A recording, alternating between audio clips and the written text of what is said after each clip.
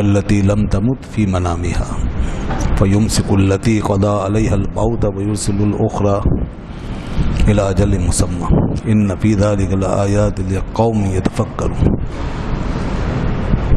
زندگی بھی اللہ تعالیٰ کی نعمت ہے اور موت بھی اللہ تعالیٰ کی ایک نعمت ہے، اور جس طرح زندگی میں اس کی نشانیاں ہیں اسی طرح موت کے اندر بھی اس کی نشانیاں ہیں۔ اللہ تعالیٰ فرماتا ہے جو غور و فکر کرتا ہے وہ اس کی نشانیوں کو پا لیتا ہے۔ تو یہ جو موت ہے یہ ایک عجیب و غریب کیفیت کا نام ہے۔ اللہ تعالیٰ اپنی جاندار مخلوق پر معاف کیجیے نیند جو ہے یہ عجیب و غریب کیفیت کا نام ہے۔ نیند تو نیند جو اللہ تعالیٰ اپنی مخلوق کو عطا فرماتا ہے تو یہ نیند گویا زندگی اور موت کے درمیان کا مرحلہ ہے۔ آدمی زندہ ہوتا ہے یا مرتا ہے، بیچ میں کوئی چیز ہے تو وہ نیند ہے۔ نیند کی حالت میں آدمی زندہ بھی ہے اور مردہ بھی، زندگی کے آثار بھی موجود ہیں اور موت کے آثار بھی موجود ہیں۔ زندہ اس لیے کہ سانس لے رہا ہے، سانس چل رہی ہے، اور موت اس لیے کہ شعور سو گیا، احساس نہیں ہے، شعور کام نہیں کر رہا، عقل کام نہیں کر رہی، اس کے ارد گرد آس پاس کیا ہو رہا ہے اسے کچھ نہیں پتا، جیسے مردے کی۔ تو اللہ کی شان ہے ایک ہی کیفیت میں دونوں چیزیں جمع کر دی، زندگی بھی جمع کر دی، موت بھی جمع کر دی، زندگی کی بھی نشانی بھی رکھ دی اور موت کی بھی علامت اس کے اندر رکھ دی۔ اس لیے لوگ کہتے ہیں کہ موت یہ جو نیند ہے یہ موت کی بہن ہے، نیند کو موت کی بہن کہا گیا۔ تو ایک طرف یہ نیند زندگی کے لیے سپورٹر ہے اور دوسری طرف موت کا انڈیکیٹر۔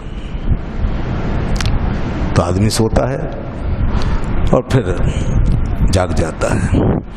اللہ تعالیٰ فرماتا ہے کچھ لوگوں کو ہم سوتا ہی چھوڑ دیتے ہیں اور کچھ کو واپس آنے کے لیے پھر مہلت دے دیتے ہیں۔ یہ دونوں کام ہو رہے ہیں۔ فرمایا کہ اللہ یتوفی الانفس حین موتها، جب واللتی لم تمت فی منامها، فرمایا کہ اللہ ہی ہے جو نفسوں کو، جانوں کو فوت کر دیتا ہے۔ کب؟ موت کے وقت۔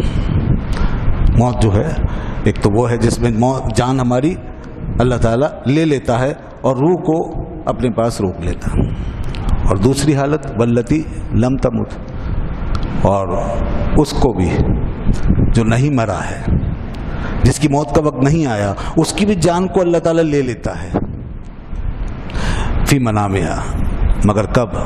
جب وہ سو جاتا ہے، سونے کی حالت۔ مرنے والے کی بھی جان کو لے لیتا ہے اور سونے والے کی بھی جان کو لے لیتا ہے، دونوں کی جانوں کو لے لیتا ہے، دونوں کی روحوں کو اپنی طرف کھینچ لیتا ہے۔ فیمسک التی قضا علیہ الموت، تو جس کی موت کا وقت آ جاتا ہے اس کی روح کو اور اس کی جان کو اپنے پاس روک لیتا کہ تم یہی رہو۔ جس کی موت کا وقت آ گیا اس کی روح واپس نہیں آتی۔ وَيُرْسِلُ الْأُخْرَى إِلَىٰ أَجَلٍ مُّسَمًّى، اور جس کی موت کا وقت نہیں آیا تو اس کی روح کو جانے دیتا ہے کہ تو چلی جا، تو وہ آ جاتی ہے، واپس آ جاتی ہے إِلَىٰ أَجَلٍ مُّسَمًّى، ایک مقررہ وقت تک کے لیے، ہمیشہ کے لیے نہیں، جب تک موت نہیں آئی اس وقت تک۔ تو یہ روح روزانہ حالت نیند میں جا رہی ہے اور بیداری میں واپس آ رہی ہے۔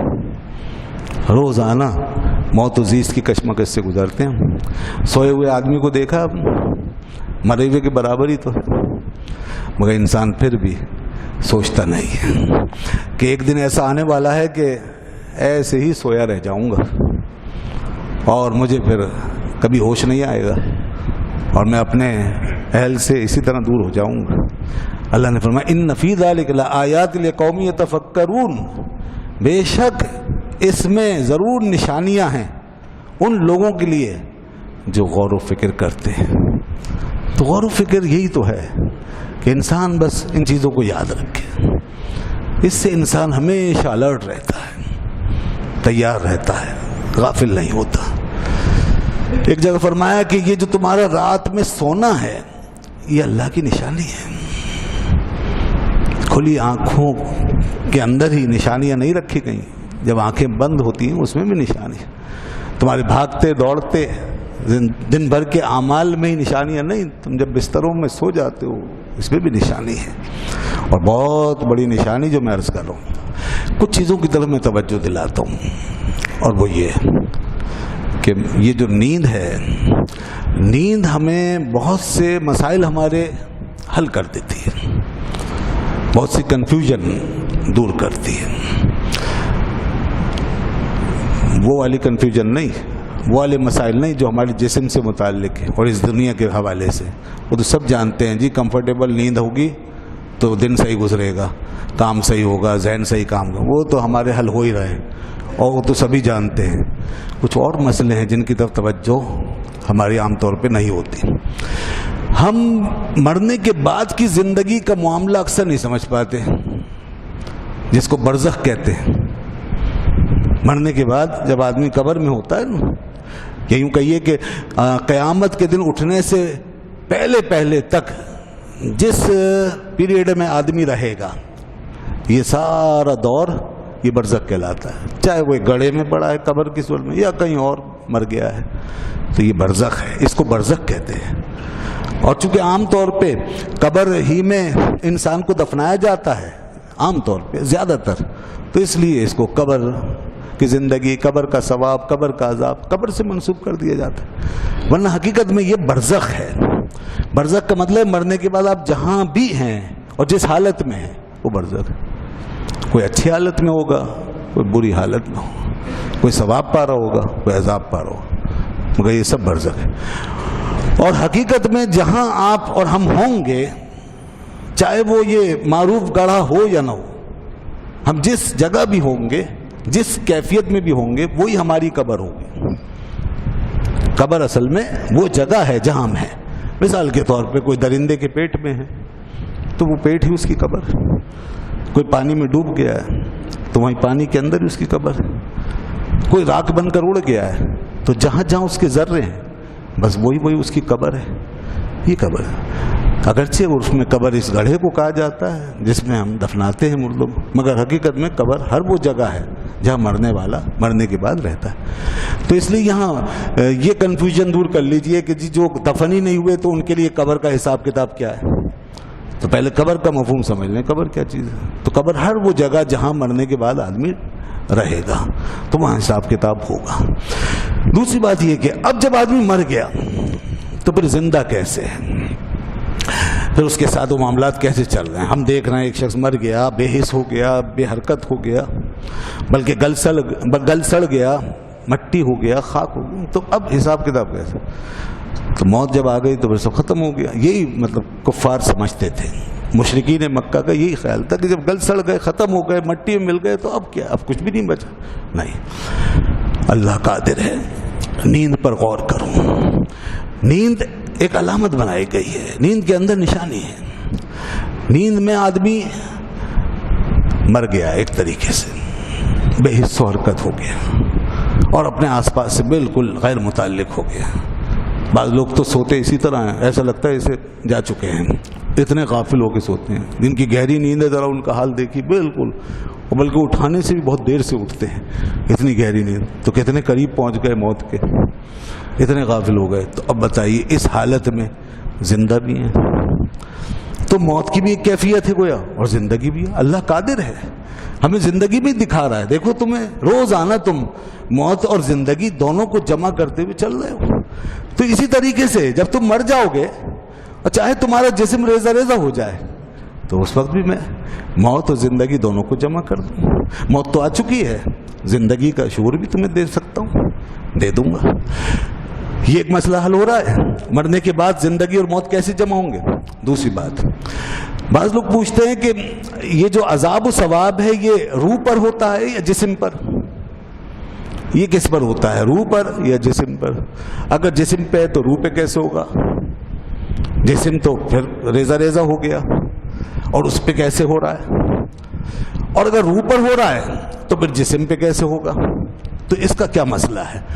تو ہمارے یہاں یہ لکھا ہوا ہے عقائد کی کتابوں میں کہ عذاب و ثواب دونوں کا تعلق روح سے بھی ہوتا ہے اور جسم سے بھی ہوتا ہے، اور اصلاً عذاب و ثواب روح پر ہوتا ہے، مگر اس کا تعلق جسم کے ساتھ بھی ہوتا ہے، چاہے جسم جس حالت میں بھی ہو. یہ اللہ کی قدرت کہ وہ روح پر عذاب و ثواب مرتب کرے اور پھر اس کا تعلق جسم سے بھی رکھے، اور جسم کو بھی اس کا احساس ہوتا ہے، بالکل ہوگا، چاہے ذروں کی صورت میں پایا جا رہا ہو وہ جسم، جس حالت میں بھی ہے، اس پہ مردگی طاری ہے مگر اس کو احساس ہو رہا ہوگا. اس چیز کو بھی کچھ نیند کے اندر ہمیں سمجھایا گیا ہے. نیند کی حالت میں جب آپ ہوتے ہیں تو دیکھیے اب آپ کی روح نکل چکی، روح آپ کی چلی گئی ہے اور وہ کہیں بھی ہے. کبھی آپ خواب کی صورت میں دیکھ بھی رہے ہوتے ہیں کہ وہ پتہ نہیں کہاں دور دراز کہیں پہاڑوں پہ چڑھ گئی ہے، کہیں میدانوں میں گھوم رہی ہے، کہیں دوسرے ملکوں میں چلی گئی ہے، اور کبھی مکہ پہنچ گئی ہے خوش نصیبی سے، کہیں مدینہ پہنچ گئی ہے ماشاءاللہ، اور کبھی آسمانوں پہ سیر کرنے کی چلی گئی ہے، کبھی جنت میں گھوم رہی ہے. یہ ہوتا نہیں ہوتا؟ اب یہ روح پتہ نہیں کہاں گھوم رہی ہے. اب اس کے ساتھ جو کچھ بھی وہاں ہو رہا ہوتا ہے تو وہ ساری کیفیت بالکل سونے والا جسم کے ساتھ بے عینی محسوس کر رہا ہوتا ہے، جو کچھ اس کے ساتھ وہاں ہو رہا ہو. ایسا نہیں ہے کہ وہ جسم الگ ہو گیا ہے اور روح الگ، اور دونوں میں کوئی تعلق نہیں، بلکہ دونوں کا تعلق قائم ہے. اور جو کچھ روح کے ساتھ، اب دیکھیے جسم تو یہی تھا، جو کچھ ہو رہا ہے روح کے ساتھ ہو رہا ہے، مگر اثر جسم پہ محسوس ہو رہا ہے. مثال کے طور پر روح کو خوشی ہو رہی ہے، اچھی چیز دیکھ رہی ہے تو جسم بھی خوش ہو رہا ہے. اور کبھی کبھی آپ سوتے سوتے اتنے خوش ہوتے ہیں کہ ہنسی سے آپ کی آواز بھی نکل جاتی ہے، یہ بھی ہونے لگتا ہے. اور کبھی ایسا بھی ہوتا ہے کہ آپ بولنے لگتے ہیں، حالانکہ آپ کی روح گئی ہوئی ہے، وہ کہیں اور جا کے بات کر رہی ہے اور ادھر جسم بول رہا ہے، آواز نکل رہی. اور کبھی ایسا ہوتا ہے کہ روح کسی صدمے سے دو چار ہو جاتی ہے، کسی مصیبت میں پھنس جاتی ہے، تو یہاں جسم کی حالت خراب ہو جاتی ہے اور کروٹیں بدلتے ہیں، بے چین ہوتے ہیں. اور کبھی روح کو مار پڑ رہی ہوتی ہے، سونے کی حالت میں روح کو مار پڑ رہی ہوتی ہے اور وہ تکلیف میں ہوتی ہے، ادھر جسم اس کا اثر محسوس کر رہا ہوتا ہے. اور باقاعدہ ایسا بھی ہوا ہے کہ جسم پر نشانات بھی پڑ گئے، روح کے ساتھ معاملہ ہوا، یہاں کسی نے نہیں مارا، یہاں کسی نے ہاتھ نہیں لگایا، مگر یہاں آدمی تڑپ گیا، ایک دم سے چیخ رہا ہے، اور وہ بعد میں اٹھ کے دیکھا گیا تو جسم پہ نشان بھی تھے.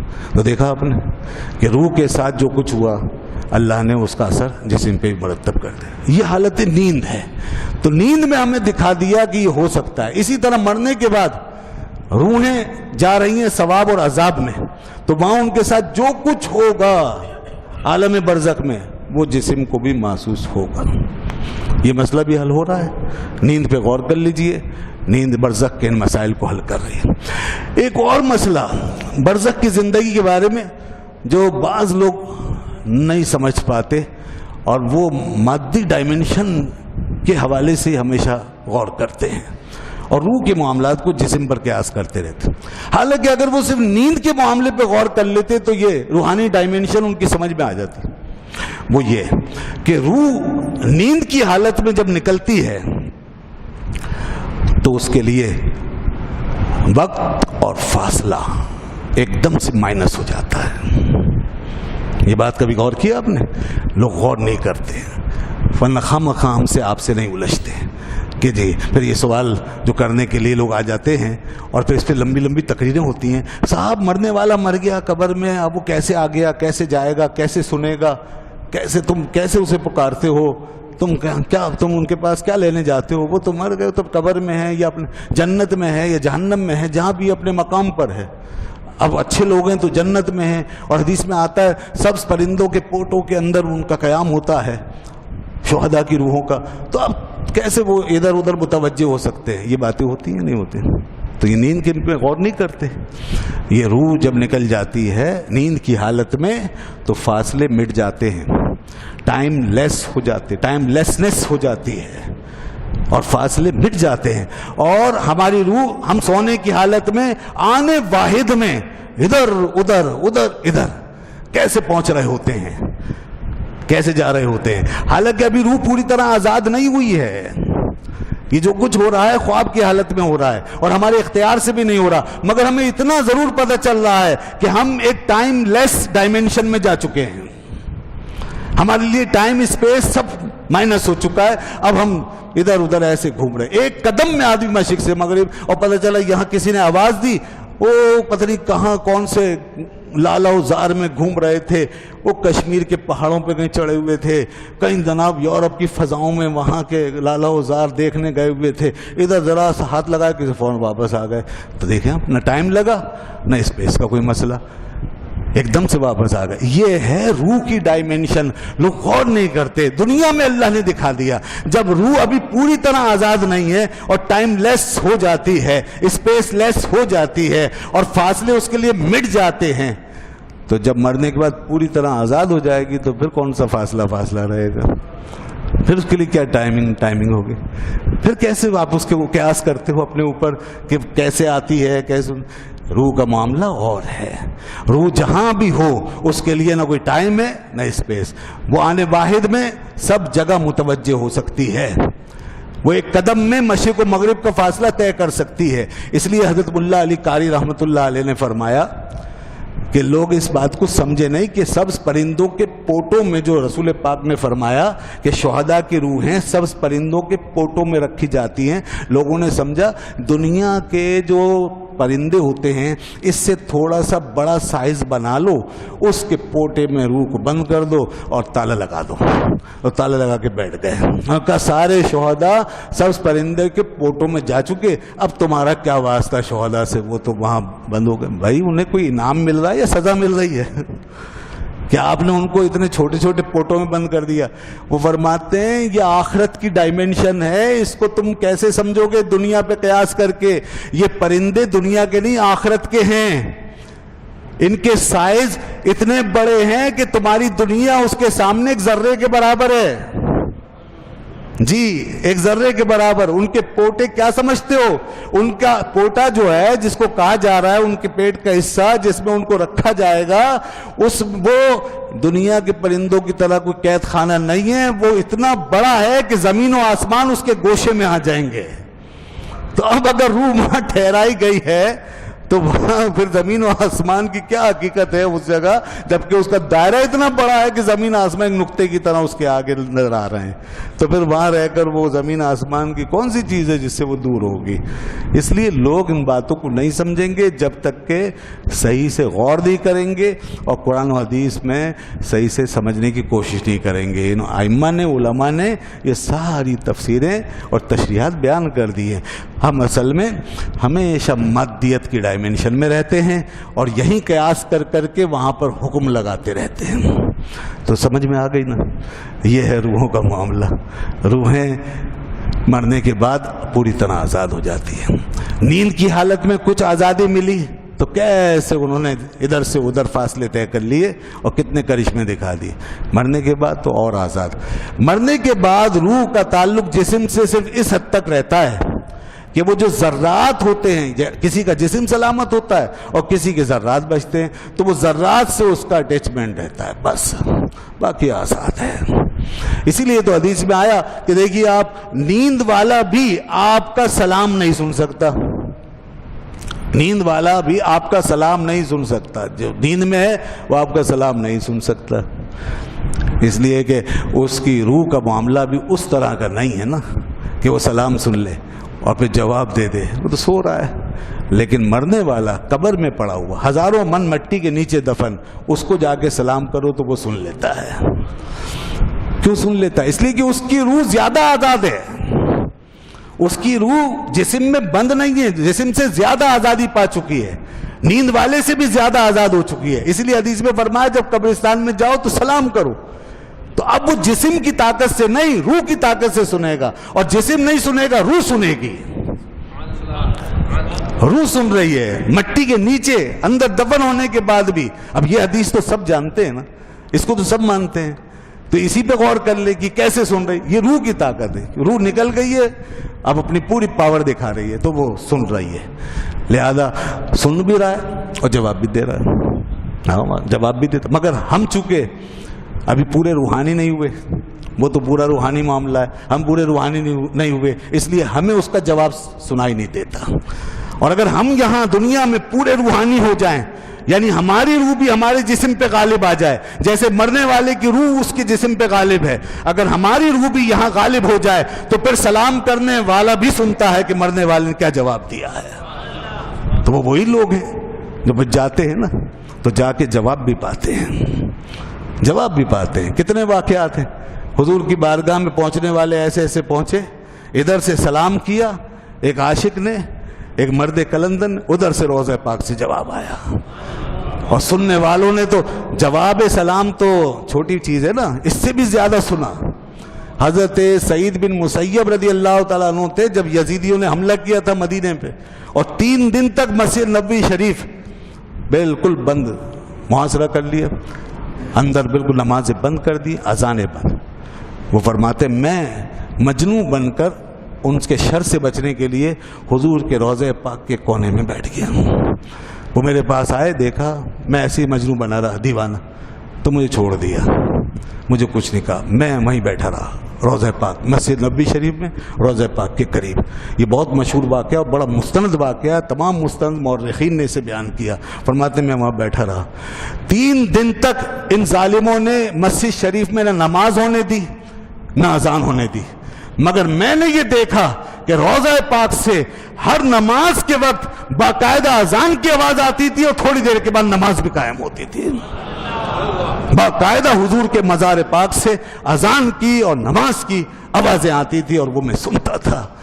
ये हैं वो लोग कि जो दुनिया में रहकर जब रूह से माला माल हो जाते, रूहानी ताकत से, उसके गलबे से, तो फिर वो चीज़ें जो आलम अरवाह में हो रही हैं वो उसको देखते भी हैं और सुनते भी हैं। इसके लिए हमें उस डायमेंशन में जाना होता है। तो अल्लाह ने फरमाया इन्न फी ज़ालिका लआयात लिक़ौमिन यतफ़क्करून, बेशक इन चीज़ों में उस कौम के लिए निशानियां हैं जो तफक्कुर करते हैं।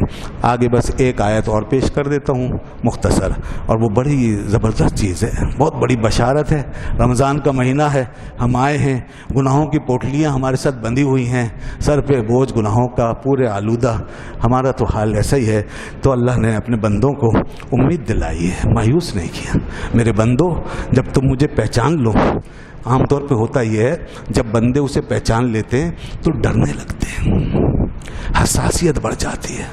जब भी बंदा उसकी तरफ कदम बढ़ाता है ना और उसकी मारिफत पाता है तो खौफ बैठ जाता, अब मेरा होगा क्या, मैं तो बहुत गुनहगार हूँ। और ऐसे में अगर कोई डराने वाला मिल जाए, कोई मौलाना साहब डराने वाले हो बनी इसराइल की तरह, तो बड़ा मसला हो जाता है। जैसे बनी इसराइल में एक शख्स था, उसने 99 कत्ल किए, फिर उसमें खौफ खुदा पैदा हुआ। उसके बाद वो एक मौलवी साहब थे, उनके पास गया, उनसे कहा कि मैंने इतना इतना गुनाह कर लिया, मैं क्या करूँ। कहने लगे तौबा तौबा, 99 आदमी कत्ल कर दिए और अब आ गए तुम, तो तुम्हारा तो कुछ नहीं हो सकता, जाओ तुम जहन्नमी हो, तुम तो सीधे जहन्नम में जाओ। उसने कहा अच्छा अब जहन्नम में जाना है तो मैं तुम्हें क्यों छोड़ूं। उन्हें भी मार दिया पकड़ के, पूरे 100 कर लिए। ये बुखारी शरीफ में हदीस मौजूद।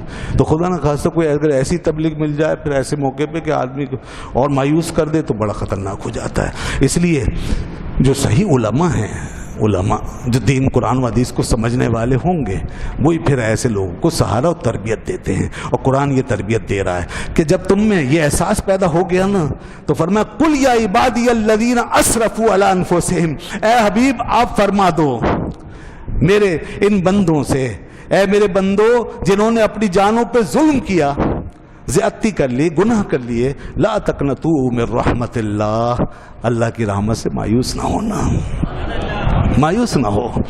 जब खुदा का ख्याल आया है, खुदा की तरफ दिल मुतवज्जे हुआ है और हसासियत बढ़ी है, तो ऐसा डर ना पालना उसका, ऐसे मत भागना कि अब वो पकड़ेगा, अब वो नहीं छोड़ेगा। नहीं, अल्लाह फरमाता आओ, आने वालों को बुलाता है, वो आने वालों को बुलाता है।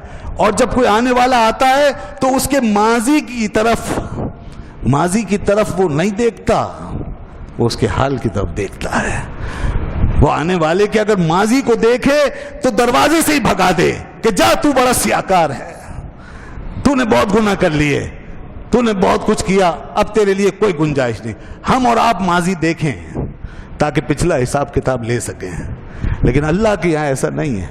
اللہ آنے والے کو جب وہ آتا ہے نا تو اس کا حال دیکھتا ہے، وہ جب صدق کے دل سے توبہ کرتا ہے تو اپنا دروازہ کھول دیتا ہے، آجا میرے بندے مایوس نہ ہو، اور پچھلی جو قضائیں انہیں ادا کر، پھر جو بھی رہ گیا وہ معاملہ نمٹا دے۔ ابھی تو نے جو کچھ کیا توبہ کی، بس یہ قبول ہے۔ ماضی کی بنیاد پہ دھتکارتا نہیں ہے، سچے دل سے جب بھی توبہ کرے، 100 سال کے بعد بھی کوئی توبہ کرے اور 1000 مرتبہ توڑ کے بھی اگر توبہ کرتا ہے تو وہ تیار ہے، میرے بندے آ جا۔ تو وہ حال کو دیکھتا ہے۔ فرمایا لا تقنطوا من رحمت اللہ، میری رحمت سے مایوس نہ ہو، ان اللہ یغفر الذنوب جميعا، بے شک اللہ سارے گناہ بخش دے گا، سبحان اللہ، سارے گناہ بخش دے گا۔ انہ هو الغفور الرحیم، فرماتا ہے لوگوں تمہارا واسطہ کسی ایسے خدا سے نہیں پڑا جو صرف قہار و جبار ہو، جو صرف پکڑنے والا ہو اور سخت گیر ہو، نہیں، تمہارا واسطہ ایک ایسے خدا سے پڑا ہے جو ہمیشہ مہربان ہے، جو اپنے بندوں پر ہمیشہ رحمت فرمانے والا ہے اور ہر وقت بخشنا چاہتا ہے، اور بہت بخشتا ہے، بہت بخشتا ہے، بہت بخشتا ہے، بہت چھوڑتا ہے۔ وَيَعْفُو عَنْ كَثِيرٍ، تم بار بار زمین پہ، وہ فرماتا میری زمین پہ بار بار خطائیں کرتے ہو، غلطیاں کرتے ہو، لغزشیں کرتے ہو، بڑے بڑے گناہ کر لیتے ہو، اگر میں ایک ایک بات پہ پکڑوں تو تمہارا جینا دوبھر ہو جائے، میں تمہیں کتنا معاف کرتا رہتا ہوں، پھر موقع دیتا ہوں، پھر موقع دیتا ہوں، اور جب توبہ کر لیتے ہو تو میں سبھی کچھ معاف کر دیتا ہوں اور ہمیشہ کی جنت میں بھیج دیتا ہوں۔ کہتے ہیں علامہ ابن کثیر نے لکھا کہ جب شیطان کا معاملہ ہوا آدم علیہ السلام کا، اور ان کو جنت سے نکال دیا گیا، آدم علیہ السلام بھی باہر آ گئے، شیطان بھی باہر آ گیا، تو شیطان نے کہا اے رب ذوالجلال، تو نے اس آدم کی وجہ سے مجھے نکالا ہے، اب میں اس پہ غلبہ کیسے پا سکتا ہوں سوائے اس کے کہ تو مجھے اس پہ غلبہ دے اب، تاکہ میں اس سے اپنا بدلہ لوں۔ اللہ نے فرمایا جب میں نے تجھے اس پہ غلبہ دیا، اور وہ کیسے کہ اب جتنی ذریت اس کے ہاں پیدا ہوگی آدم کے ہاں، اتنی ذریت تیری بھی پیدا ہوگی، تیری بھی نسل چلے گی۔ شیطان نے کہا اے اللہ مجھے اور چاہیے، یہ کافی نہیں، مجھے اور چاہیے۔ اللہ نے فرمایا میں آدم کے سینے میں، یعنی بنی آدم کے سینے میں تیری جگہ بنا دیتا ہوں، تو اس کے سینے میں گھس جانا، وہاں سے وسوسے ڈالنا اور رگوں میں خون بن کے دوڑنا۔ اس نے کہا اے رب العالمین مجھے اور چاہیے۔ اللہ نے فرمایا تو پھر تو اپنا لاؤ لشکر لے آنا، تو اپنا لاؤ لشکر لے آنا اور ان پہ حملہ کرنا اور ان کے مال میں اولاد میں اپنے ساجہ ڈھونڈ لینا۔ یہ سب کچھ شیطان کو مل گیا۔ پھر آدم اٹھے، اے اللہ تو نے شیطان کو ہم پہ مسلط کر دیا اور اتنے اختیارات دے دیے، اب ہم اس سے کیسے بچیں گے؟ تیری پناہ کے بغیر، تیری امان کے بغیر اب ہمیں کون پناہ دے گا؟ تو اے اللہ ہمیں بھی عطا فرما۔ اللہ نے فرمایا اے آدم تیری جتنی اولاد پیدا ہوگی ہر اولاد کے ساتھ ایک فرشتہ پیدا کروں گا، ایک محافظ بنے گا، تیری اولاد کا محافظ، وہ شیطان کے حملوں سے بچائے گا۔ بچنے والے جب بچیں گے وہ محافظ کام آئے گا۔ حضرت آدم نے کہا اے اللہ اور عطا فرما، ہمیں اور عطا فرما۔ اللہ نے فرمایا اے آدم جب تم کوئی نیکی کرو گے میں تمہاری ایک نیکی کے بدلے میں 10 نیکیوں کا ثواب دوں گا، اور 10 کو پھر 700 سے بدل کر 700 گنا ثواب دوں گا، اور تم سے جب اگر کوئی گناہ ہوگا تو میں 1 گناہ لکھوں گا۔ حضرت آدم نے کہا اے اللہ ہمیں اور عطا فرما، ہمیں اور عطا فرما، اس میں اور اضافہ فرما۔ اللہ نے فرمایا اے آدم جب تیری اولاد سے کوئی گناہ ہو جائے گا تو جب بھی وہ توبہ کرے گی میں اس کی توبہ قبول کر لوں گا۔ شیطان جو کچھ بھی کرے گا، بہکائے گا، پھسلائے گا، گناہ کروائے گا، تو میں توبہ کا دروازہ کھلا رکھوں گا۔ تم توبہ کرو گے میں معاف کر دوں گا۔ حضرت آدم نے اب بھی اکتفا نہیں کیا، اے اللہ اور عطا فرما، اے اللہ اور عطا فرما، رب ذوالجلال تیری رحمتیں بہت ہیں، تو سب کچھ دے سکتا ہے، بہت کچھ دے سکتا ہے۔ اب دیکھیے اس کے بعد اور کیا ہوگا۔ اللہ نے فرمایا کہ کوئی گناہ ہوگا توبہ کرو گے معاف کر دوں گا، اس کے بعد اور کیا ہوگا؟ تو اس کے بعد جو کچھ ہوا وہ یہ تھا، حدیث میں آیا اللہ نے یہ آیت تلاوت فرمائی، اے آدم پھر سنو، قل یا عبادی الذین اسرفوا علی انفسہم لا تقنطوا من رحمت اللہ، اے آدم تم بھی اور تمہاری اولاد بھی سن لے، قیامت تک کے لیے میری رحمت سے مایوس مت ہونا، میری رحمت کا آسرا ہر وقت تمہارے ہاتھوں میں ہے، جہاں سے بھی مجھے پکارو گے مجھے اپنے پاس پاؤ گے، میری رحمت کو اپنے پاس پاؤ گے، میں تمہارے قریب رہوں گا، میری رحمتیں ہر وقت تم پر سایہ فگن رہیں گی، دنیا میں بھی اور آخرت میں بھی۔ تو اس کی رحمتوں کا سایہ ہے، ان رحمتوں کو تھام لو، ورنہ شیاطین کا علاج اور کوئی نہیں ہے، ان سے بچنے کا اور کوئی راستہ سراغ ہمارے پاس نہیں سوائے اس کے کہ اللہ کی رحمت ہم پر سایہ فگن رہے، اور رحمت جب ہی سایہ فگن رہتی ہے جب رحمت والے کام ہوتے ہیں، اور وہ یہی ہیں جو رمضان میں ہمیں مل رہے ہیں۔ کاش کہ ہمارے گھروں میں یہی نمازیں، تلاوتیں، ذکر فکر جاری رہے تو انشاءاللہ رحمت ہی رحمت ہے، اور ہر کام بنتا ہوا چلا جائے گا، کوئی کام رکے گا نہیں۔ اللہ تعالی ہمارا حامی و ناصر ہو۔ وآخر دعوانا الحمدللہ رب العالمین، الحمدللہ رب العالمین، والصلاۃ والسلام علی